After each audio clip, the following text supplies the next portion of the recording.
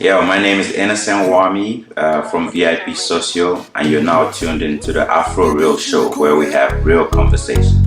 Ouais, je mourrais pas si je It's pouvais. another episode of AfroReal. It's BB Lee, and I'm super excited today. We have some special guests, one that's coming back.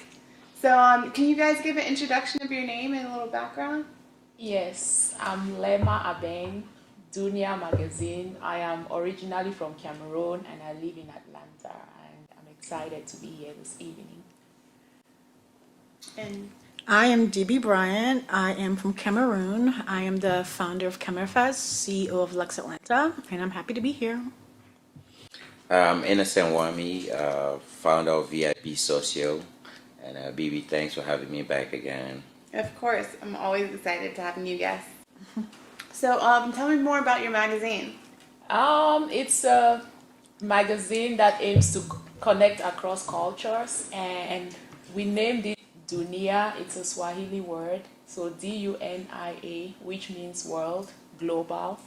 We tell stories of everyday people that are doing great things. We believe that greatness is universal, whether you're from Africa or you're from Europe or the United States. You can be great, or you are great just as you are. So that's why we do the magazine. I actually saw I don't know if you guys have ever saw this, it's like an Instagram page, and they have like pictures, and they tell like everyday stories. It's a very popular page on Instagram. Have you guys seen it? No, I've seen a I couple. think it's I wouldn't called know like which one. something in New York or something. Humanity of New York. Yeah. Yes, I follow it. I follow it. It's like some of the most interesting Wow. stories. So it's something like so basically what that is it people specifically in New York? Yes, it is. Yeah. So yours is the same thing but like magazine global, format? yes, and we reach into different communities and different countries, and we just tell their stories. What Yeah. inspired you to start doing that? That was my, I've traveled a lot, and when I was traveling, I would realize that people would want to know about people in different places. So if you traveled, let's say, to Sweden, the Swedes would be like, oh, you live in the US, how is it in Atlanta? Tell us about Atlanta. And then here in the United States, there were so many people that I would meet that would be interested in our African culture, our African clothes, where we come from. So that was the inspiration behind it. So how could we tell these authentic stories in their own words? Let people tell their stories in their own words. Yeah. So where can people get the magazine? Like, is it locally, like you can walk into stores, or online? It's mostly online, and you can order the print magazine as well online. So from the website, which is duniamagazine.com. That's nice. And where'd you say you were from? Cameroon. Cameroon. Yes. I only know. Yeah, I remember I told you I only know the one Cameroon I had was my boss. The three of us now. Huh? All Cameroonians. You know, three of us now. Right? Yep. Yeah, now I know four. Yeah, 4 now. That makes it 4. Well, actually, I don't know much about Cameroon. Can you guys yeah. tell me how you feel like the difference? Because I always, when people ask about Africa, I tell them about my country and how it's different compared to Others. yeah. So what would you guys say that would make Cameroon a little bit more different than a lot of the other African countries? I would say Cameroonians, well, what makes us different is that we are pretty much the same as, I think most of us African countries are kind of similar. But what makes Cameroon different, in my opinion, is that we are very diversified. Our country is diversified, even in the languages that we speak. So, for example, our official languages are English and French. So Cameroonians tend to be very diversified in everything that they do. Cameroon is very rich in culture as well, and the people are very hardworking. It's a small country, maybe that's why you haven't really heard about us, but there's a lot going on in that small country, and it's beautiful. What about the music? Is there Oh yeah. is there a lot? I don't see. Wait, is Tufan from Cameroon? No, he's from I think It's Togo. two of them, No, right? it's Oh, Togo. it's Togo. Cameroonian musicians, the younger ones that are coming up.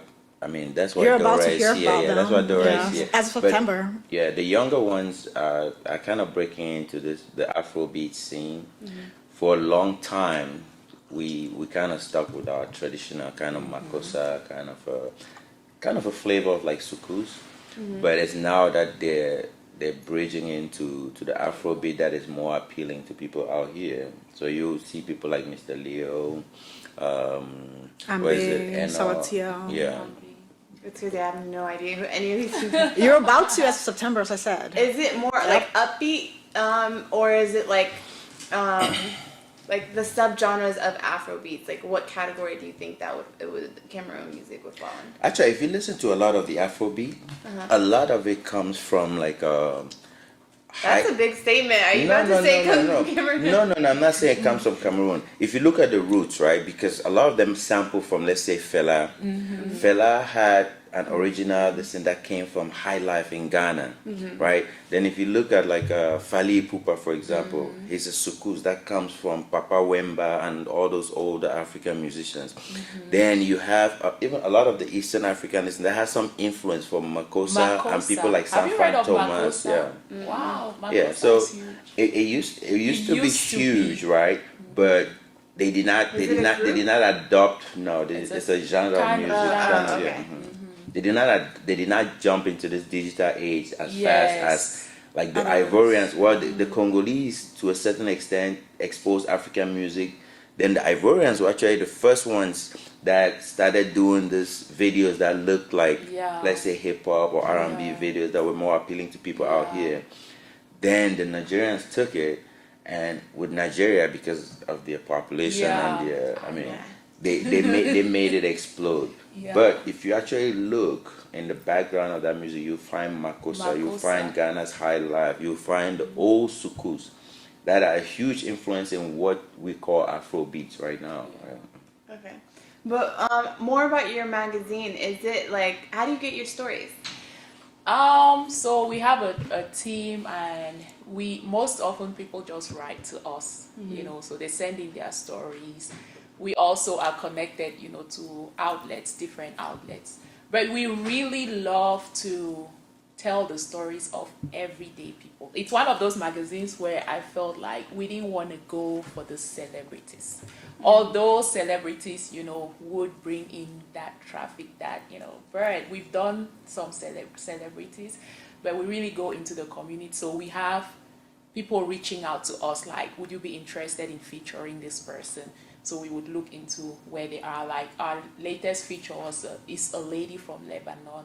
Oh, wow. Yeah, and she's a fitness model. So she inspires young women to just be themselves and to be healthy and go out there and live their dreams. So that's just how we get our stories. People reach out to us and then we run the stories. Oh, so you're not even like majority like African? No, not at all. We are very diversified. Yeah, very, very diversified. Our latest issue has stories from the United Kingdom, from Pakistan, from, I think the fashion designer was from Sierra Leone. Yeah, so whenever you open up the magazine, you will get a lot of different, you will be able to learn about, different people. It's been really exciting. I think it's one of the most exciting. Would you say like more women gravitate to the stories? And you would be surprised when we looked at the stats. Sometimes with Google Analytics, you can actually see are they men. We actually have more men reading the magazine, I was really surprised by that. We have more men, but we have more women reaching out to be featured in the magazine. What's your story? Me? Oh, my story. I know that's a good one. I'm a mom. I'm a friend. I'm a daughter. How long have you lived here? 16 years. Oh, wow. Yeah, here in the United States. And I'm the first of 7 children. So that kind of, how back home, first speaking, you have to lead by example. So I've always worked really hard. And I work for myself. I'm an entrepreneur. I have a tax firm and then the magazine. Oh, really? Me too. Yes. Yay. There you go. Yeah. It's tax season. It's over now. I feel like my rush comes like January and then it slows down. It slows down. Yeah. Wait, so everybody files early? Because I always file late. Because you're scared. People that I get still money have till April get a 15th. refund file early. Early. Yeah. The ones that get money. the ones that really need work are Yeah. the ones that are coming in now. Okay. So when those files come in, you're like, oh my god, my hair is about to fall off.